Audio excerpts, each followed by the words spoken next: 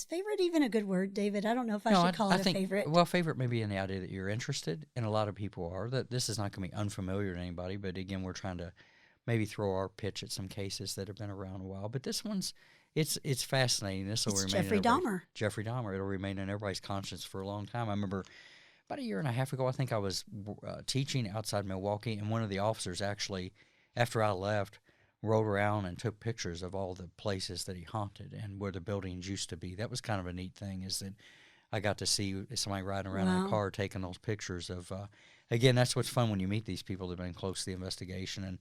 And so it's fascinating. Well, And I think you had also learned some stuff that, maybe we can disclose without telling too much, but you had said that you were told some things by the guy that you rode around with, that there were things that will never be released or talked about because they were very horrific. yeah, he had mentioned that, and if you look this up, it's not unknown, but the when Jeffrey took Polaroids and took pictures of his victims, that those evidently some of those were just beyond the pale, and that a lot of seasoned investigators had a hard time with those, and that according to this guy, he said some of those are sealed, and that people won't get hold of them, which I believe in, because we've talked before. There's some people that just are kind of just frankly sick, and they think they have to see this stuff and distribute it. So Right. that's pretty good. So with that said, go ahead and give our audience a rundown of, and the unlikelihood that they've never heard of Jeffrey, but maybe they haven't heard a bunch of it. Why don't you tell us what the Jeffrey Dahmer case is all about? Okay. So here's a rundown of the Jeffrey Dahmer case. Jeffrey Dahmer was born May 21st, 1960 in Milwaukee, Wisconsin.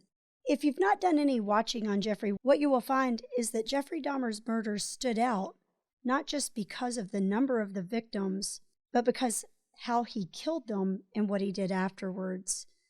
His crimes were deeply disturbing. Jeffrey would lure his victims in, control them, and eventually murder and dismember them.